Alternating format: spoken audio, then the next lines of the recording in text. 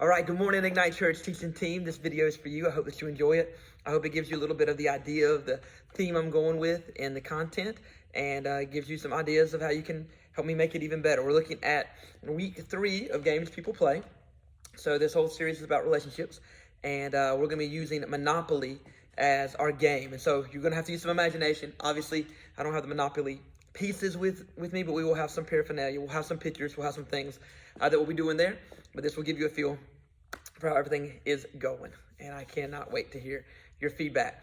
All right, good morning, Ignite Church. Thank you guys so much for being a part of today. We are in week 3 of games people play. And for those of you who haven't been with us for the past couple weeks, let me kind of catch you up as to what we're doing in this series. We're looking at relationships, and we're looking particularly at marriage relationships. Now, I don't want to devalue other relationships, but if I can just be honest, marriage relationships, they are specially created by God. They are especially honored by God, and therefore I think they should be especially valued by us. And so with no shame at all, I do believe as a church, we need to make sure that we understand that things that are important to God are really important to us. And so we've been looking at kind of using the fun background of board games. And honestly, we've been taking these board games and saying, hey, a lot of times the rules of these games, they help you win the game, but they're not great for relationships. The rules of relationships are completely and utterly different.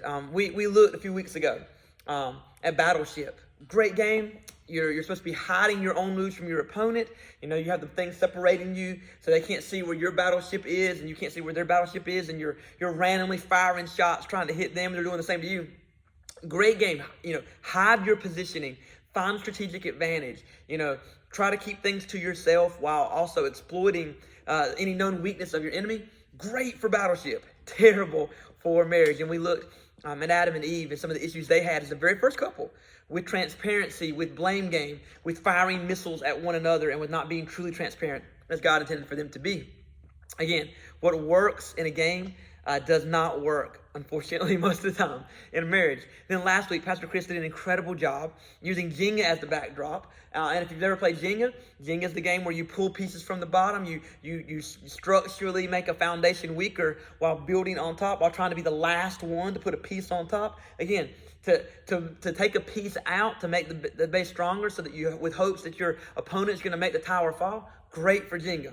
In marriage, for you to break things foundationally, trying to be the one that wins and the one that's on top, very unwise for your marriage. And today, we're going to be looking, and you already guessed it, you can see it around me, we're going to be looking at Monopoly. Now, Monopoly is an incredible, incredible game. It's a game that I've played all the way since the 1980s when I came into the world. I love Monopoly. It's a great game. It takes a little bit of time. If you've never played it, I would highly encourage you to check it out. But the way Monopoly has a long history. It's one of the oldest board games in America. It started production in the 1900s and has been popular since the very early 1900s. And so really quick, just to show you some of that journey of Monopoly, some of the original pieces of Monopoly. Now, one of them, it has started and it stayed true, the top hat. One of the most famous pieces. When people think of Monopoly, they think of the man with the top hat. It's been there since the very beginning. Another piece that's been there since the very beginning, it actually got retired, but it's supposed to be coming back this year, is the thimble. Anybody remember thimble? Yeah, nobody wanted to be the thimble. When I was a kid, we had the thimble, and nobody wanted to be the thimble. For a little while, the T-Rex actually took the place of the thimble. But from everything I've heard, the T-Rex is out, going extinct, and the thimble is coming back in. The sports car, oh man, yeah, the classic sports car. Who doesn't love driving a classic sports car? And probably, honestly, my favorite next one, Scotty the dog. He showed up on the scene a couple years ago. Everybody imagines now the rich old man with his little, schnauzer, and so he's a part of it. So yeah, a great game, and a part of the fun is picking your spot. But if you've never played, the only rule that I want you to know about this game, if you've never played it, the name of the game is you have a board, you have money.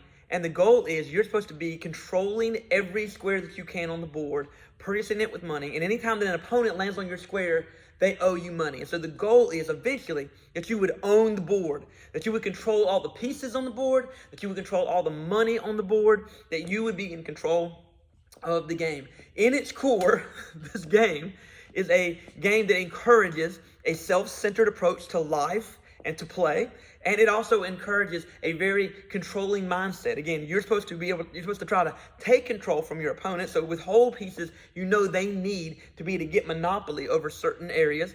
And you're supposed to try to grab control for yourself. And so the name of the game is Selfishness and Control. Now, we've mentioned this before in this series, and I'll just mention it to you guys again. Unfortunately, in the scriptures, it is very hard to find a good couple. But we find lots of real couples that have lots of real problems. All three of the couples we're looking at in this series, I can't call them like great role model couples. Many of them had good moments, but overall they really struggled. Marriage is very hard. Can we just say amen to that, by the way? Marriage is really, really, really hard. And it encourages me and it encourages my wife, Jessica, when we look back at biblical couples, men and women who were so close to God. I mean, Adam and Eve, like perfect people, so close to God.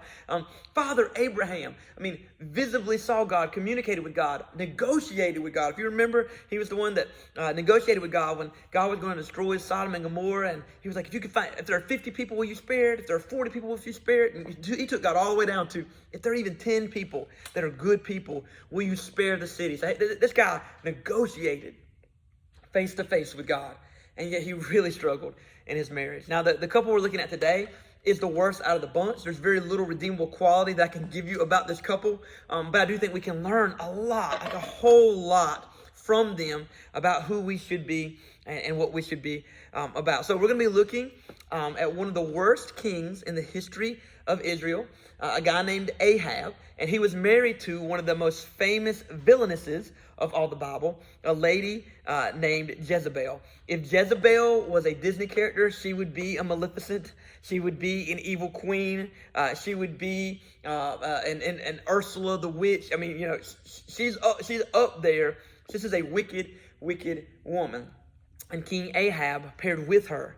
They did some of the most atrocious and evil things in the entire history of evil. So we're going to learn a little bit from this couple, because if you can imagine, if the way they ruled the nation was bad, the way that they interacted with one another was very, very, very bad and very, very selfish. When I think of a game like Monopoly, again, control and selfishness, this is a couple that immediately comes to my mind. So let me tell you one of their stories. It's found in 1 Kings chapter 21, starting with verse 25. So it should be right there on your outline, should be right there in your app. I want you to follow along with me. It says, no one so completely sold himself to what was evil in the Lord's sight as Ahab did under the influence of his wife, Jezebel. I mean, what a thing to be written in the Bible about you. God is saying, like, in this list of very disobedient, very broken, very evil kings, leading this very disobedient, very broken, and very evil nation called Israel, to be known as, you're the most evil. You're the most broken. You did the greatest atrocities. For it to say, there was no one who did the type of evil that Ahab did with his wife, Jezebel. This is the couple that we're going to be learning from today. And I really feel like they do encapsulate those two negative qualities that I see sometimes. If we were to apply it to life in the game Monopoly, again, fine to be selfish and controlling in the Monopoly game, not fine in marriage, not fine in life. I really do feel like these characters encapsulate these two negative attributes. So when we see Ahab, man, I see an incredibly self-centered, selfish individual. Like, everything is about him all the time. He really lives out and plays out that part so well. So let me again give you a story that illustrates a little bit of that as we continue on looking and learning from this very, very broken couple. 1 Kings chapter 21, going now to verse 2. It says, so Ahab, the king, he said to Naboth, and Naboth, guys, if you don't know who he was just a landowner in Israel. He was somebody that was under the rulership of King Ahab. Remember, but in Israel, the king had lots of power. I want to get that mixed up. He absolutely did. But God had set the law there to protect people. So the king did not have ultimate power. The king could not do everything he wanted to do like the king of Persia. Remember back a couple weeks ago, we were looking at Queen's Gambit. We were looking at Persia. That was different. The king could do whatever he wanted to do. In Israel, there were guidelines for the king, and the king had to obey those guidelines. So Ahab's meeting with Naboth, and he says, let me have your vineyard. Let me have your vineyard to use for a vegetable garden, because it's close to my palace. And in exchange, I'll give you a better vineyard. Or if you prefer, I'll pay you whatever it's worth. And so here we go, a little bit of already monopoly going in here. So a little bit of business. Ahab is trying to do business with Naboth. Ahab doesn't have the right to take his land, and so he's trying to purchase his land. He wants it, and he gives even the reason for it. The reason why I want it is it's close to where I live. It'd be convenient for me to garden there. It'd be convenient for me to be able to walk around there. So you own the property really close to my palace. I want some of that property. Hey, can I pay you for it, or can I trade you for it? Because, hey, your property's nice, but I have an even better piece of property. It's just so far away, it's a hassle for me to get to it. I'll trade you for that. So, Ahab's trying to go into what appears legitimate business at this point. But listen and see what happens. It says, but Naboth replied, it says, the Lord forbid that I should give you the inheritance of my fathers. And so what he's saying is, he's saying, no, king, no. And it's not that you aren't giving me a good deal, because I actually do think Ahab was probably giving Naboth a good deal. I mean, nothing Ahab says suggests that he was trying to cheat this man or hurt this man.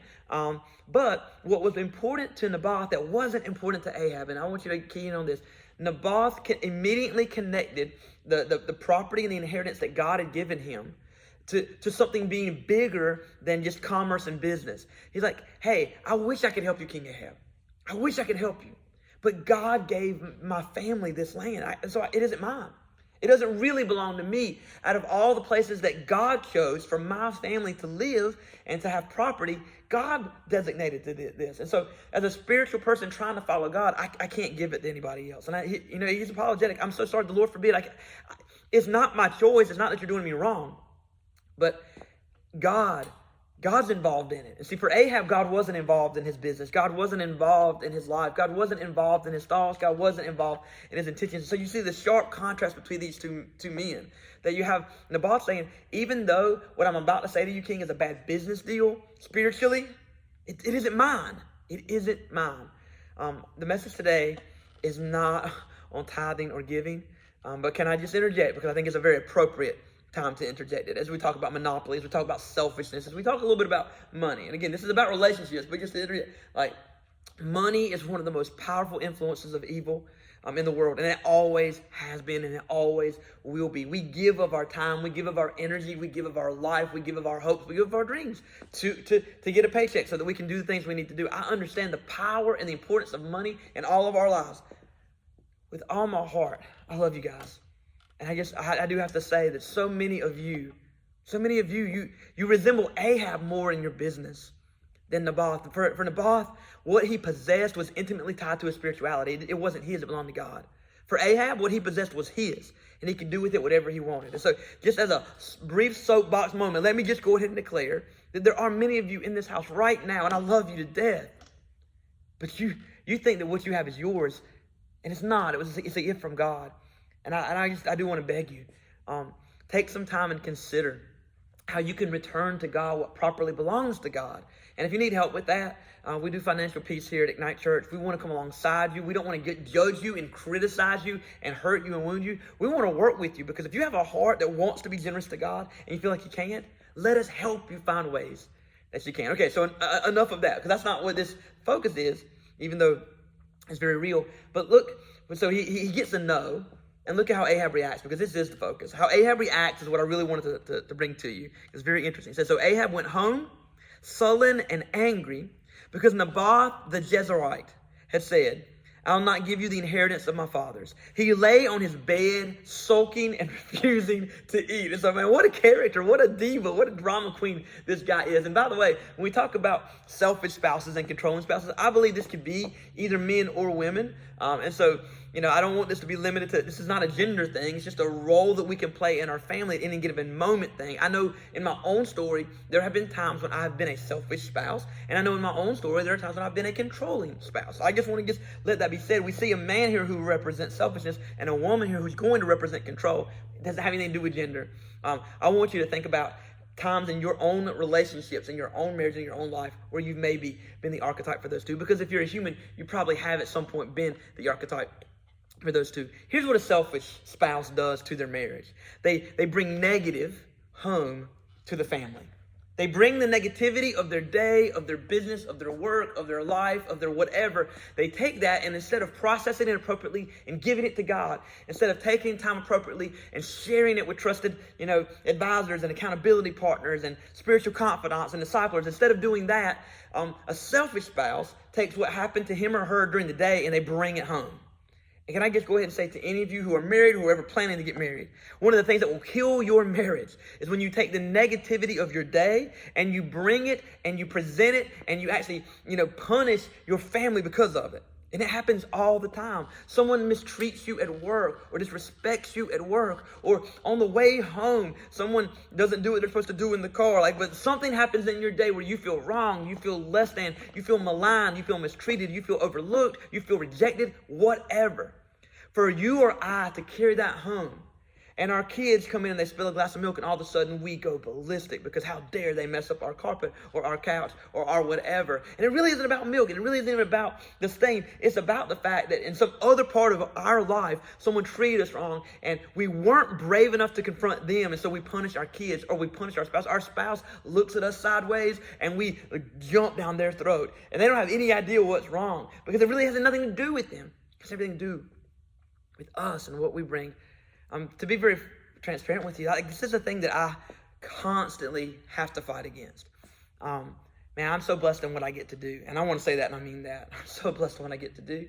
But a part of what I get to do is I get to share people's hurt. And I get to hear people's frustration. And I also, just being real with you guys, even like what I just mentioned with the generosity thing, that's a big deal to me, y'all. I don't think there are going to be ungenerous people in heaven, and I love you guys, and I want all of you to be in heaven. And if you're trying to ask me, do I think the people who don't tithe go to hell?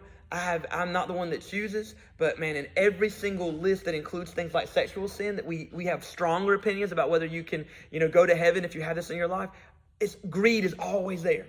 It's just always there. So it's a big deal to me. It is a big deal to me. Not because I want what you have, but because I want you to have what God has, and what he wants to give.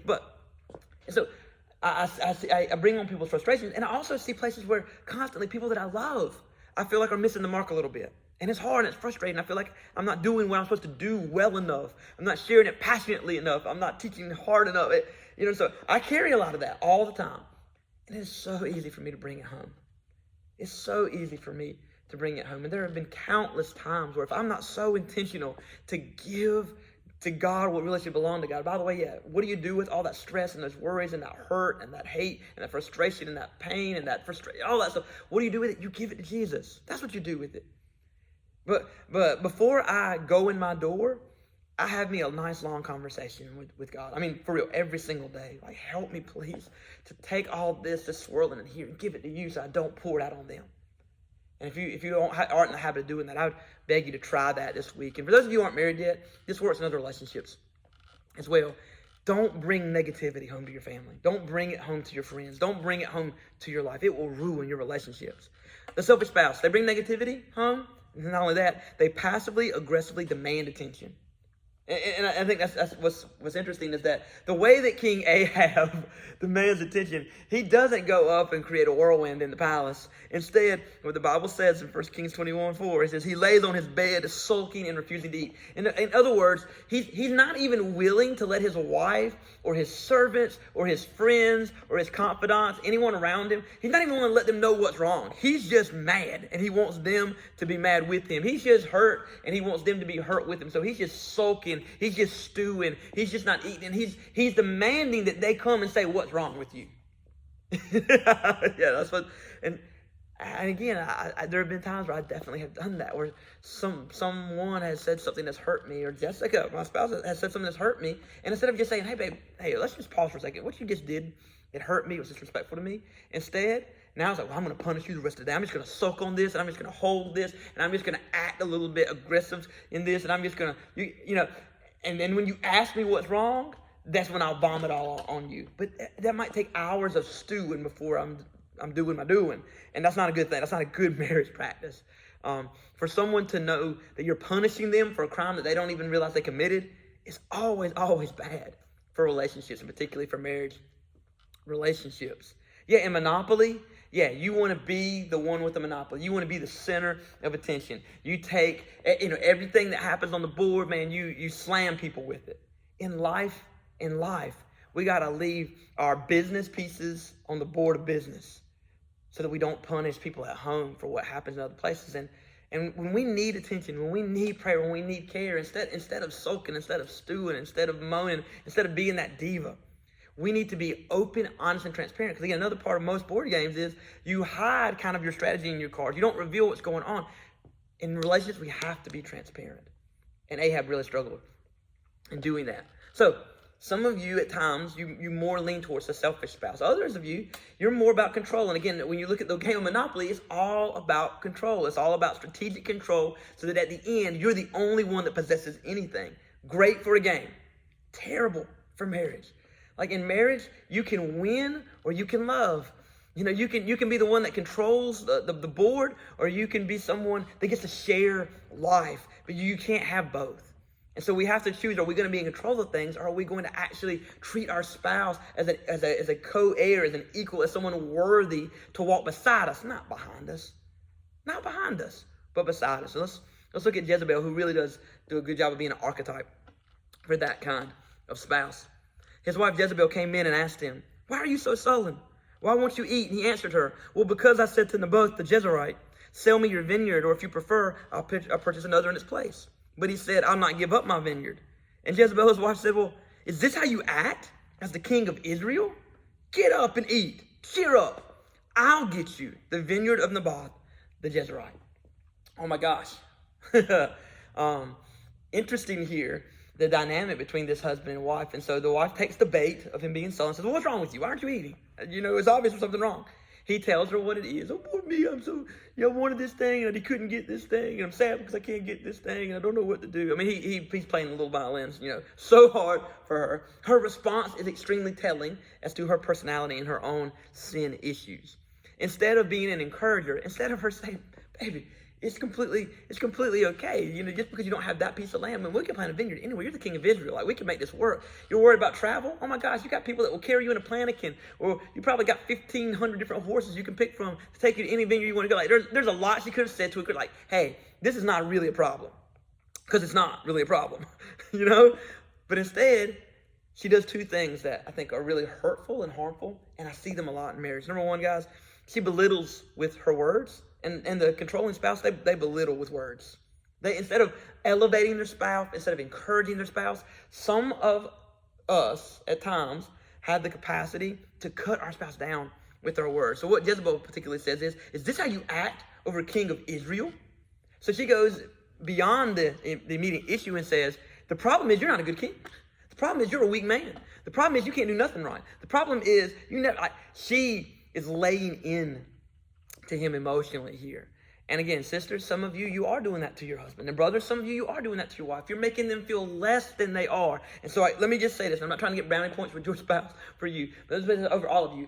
If you are here in this place and you have been redeemed by the blood of Jesus Christ, you are a co-heir with Christ. You are filled with the Holy Spirit. You will be judging angels one day. You have a seat in the high court of heaven. You are greater than anyone can imagine. And so for any of us to treat a brother or sister in the faith and make them something less than the magnificent thing that Jesus died to make them, we are so far under sin. We got to be really careful that our words elevate instead of destroy. Jezebel really struggled. And she was smarter than her husband. I think that's probably true. She was a stronger leader than her husband. I think that actually is probably true. And so she really struggled just respecting him and honoring him because she knew she was more gifted than him. And sometimes in our own stories, the same thing happens to us. The controlling spouse, they belittle with words. And number two, they take over. So instead of encouraging him to solve this problem, let's just say that, hey, we're not going to let this sit. We do think it's wrong for Naboth to hold on to this when, you're trying to be fair. She could have encouraged him. Like, go talk to him again. Go do what you need to do. I've got your back. Let's go pray about this together. Like, again, there's so many things she could have said to the positive. But instead she says, "Oh, you just get out of it and let me take over." They take over. A controlling spouse wants to take over. Instead of, again, elevating their spouse. "Hey, you can do this. I believe in you." What they say unintentionally is, "I don't believe in you and you can't do this, so let me do it for you. They take over. Again, at times I found myself being controlling. You want to know how my control is one of the worst kind, and just being transparent with you in my own marriage just a little bit. Typically, when my wife and I fight, it's because she asked me to do something and I don't do it. That isn't always the case, but the vast majority of times, there is something my wife needs me to do. She's very acts of service in her love language, which is incredible. I'm not that, and so that is an area that I have to constantly work on. Usually when we fight, it's because she asked me to do something and I didn't do it. So she's disappointed, she's frustrated. And often, instead of allowing her to be disappointed and frustrated, which is actually an appropriate response, can I just confess to all of you that often when she's disappointed in me, it hurts my feelings. And because I'm such a good communicator, I can make her feel wrong for being angry at me because I didn't do something I said I would do. Like, I have the capacity, and there's been so many times where we've gotten in an argument because I didn't do something and she was frustrated. And yes, sometimes she was not respectful in how she illustrated her frustration. Sometimes. But whether or not that's the case, there have been so many times where we're arguing and I'm slowly weeding away at her, making her feel like, hey, you know, you've done the greater evil by making me feel bad than me forgetting to do this thing. There have been so many times where she said, can you just let me win an argument one time? Can you just say you're sorry and let me win? And that's very hard sometimes for me to do. I want to take control of things like that. And sometimes she wants to take control of other things. Taking control is such a dangerous trap for a marriage relationship. We have to be really careful to share control with our spouse. One of the joys of marriage is walking with somebody. Let them walk with you, again, instead of behind you. For just a moment, as we finish up our time today, I did want to speak particularly to my brothers. Men, we do not have unique giftings necessarily to be the best leaders in our family, but we have a unique calling. I do believe very strongly that God called men, called husbands, to be the spiritual leaders of their family. Your wife can lead in every other capacity. She can be the best in every other capacity. But spiritually, we're the ones that are going to have to stand in front of God and answer for our families. And so let me encourage you, my brothers, because it's so important, men, that we get this right. There are a few things that we're called to be, no matter where we're strong and where we're weak. These are things that are given to us, and responsibilities that are ours to carry as husbands in this beautiful relationship that's supposed to represent God and His church. Husbands, we're called to lead in three ways. I'm just going to give them to you really quickly. We're called to lead as providers. Now, that doesn't mean that we're making the most money. That doesn't mean that we've got the best business acumen. But at the end of the day, we're constantly spiritually saying we're the ones that believing in faith that we're going to be all right. And spiritually, when it does come to things like finances, we're the ones that are saying we're going to be people of generosity even when it hurts. Instead of having a little more, we're going to give a little more and be content with a little less, because we know that everything we have is from God. Spiritually, we're called to cast over our family a sense of, hey, God has provided for us and we're blessed. So begin doing that, my brothers. And if you need help with that, let us know, and we want to help you with that. We're called to be the protector. At the end of the day, and again, some of you, my brothers, you might have incredible wives that physically are in many ways stronger than you. But at the end of the day, you're called to be the protector of your family spiritually, the one that is guarding them, the one that is praying over them, the one that is protecting them, and the one that gives them a sense of security and comfort. And finally, you're supposed to be the pastor of your family. You're supposed to be the one that are shepherding them, and again, leading them in love. A shepherd doesn't push his flock forward. A shepherd leads the way and calls this flock, and because they honor him and respect him and know him and love him and hear his voice, they follow after him. And so for our families, we're called to lead the way. So we're the first. We're the first to pray. We're the first to love. We're the first to study. We're the first to be at church. We're the first to get involved. We're the first to do all of that. And unfortunately, if we don't, there are serious, serious consequences. Let me just share with you the end of this particular part of the story of Ahab and Jezebel. There's so much more that can be said about this couple, but in regard to this vineyard, let me show you what happens as Jezebel takes control in a sinful way. It says, as soon as Jezebel heard that Naboth had been stoned to death. So Jezebel went out and got him killed. That's kind of fill in the blanks. She said to Ahab, get up, take possession of the vineyard of Naboth, the Jezreelite, that refused to sell you. He's no longer alive, but he's dead. And when Ahab heard that Naboth was dead, he got up and he went down to take possession of Naboth's vineyard. Then the word of the Lord came to Elijah the Tishbite. So this is what God told Elijah. Go down, meet Ahab, king of Israel, who rules in Samaria. He's now in Naboth's vineyard, where he has gone to take possession of it. Say to him, This is what the Lord says. Have you not murdered a man and seized his property? Now, wait a minute. I thought it was Jezebel did it. Doesn't matter that Jezebel did it. Ahab is responsible for his family and for the decisions and direction of his family. Then say to him, this is what the Lord says, in the place where the dogs licked up Naboth's blood, in other words, blood was spilled, and it's like his life was treated as garbage, as nothing. The dogs, they will lick up your blood, yes, yours. So then what God is saying is, because you aren't willing to lead your family, then I'm going to take you out of the picture. My brothers, listen, we shouldn't be controlling our family the way you control a Monopoly board, but we should be leading the way for our family spiritually. Because I don't know about you, but I want to stay in the game. And I want to play the game well. And I want the way that I play the game of life, I want it to honor God and to elevate my family and to lead the way. I want my kids to do greater things than I could ever do. I want my spouse to be more in love with Jesus than she's ever been before. I want my kids to see that the most important thing in our family is spiritual priorities. So yeah, instead of living a selfish and controlling life, we have to be committed to living a life that leads. And remember, just to remind you, we do it by being the provider, the protector, and the pastor of this incredible gift of family, this incredible gift of marriage that God has given to us. So my last question to you, how will you play the game? Let's pray.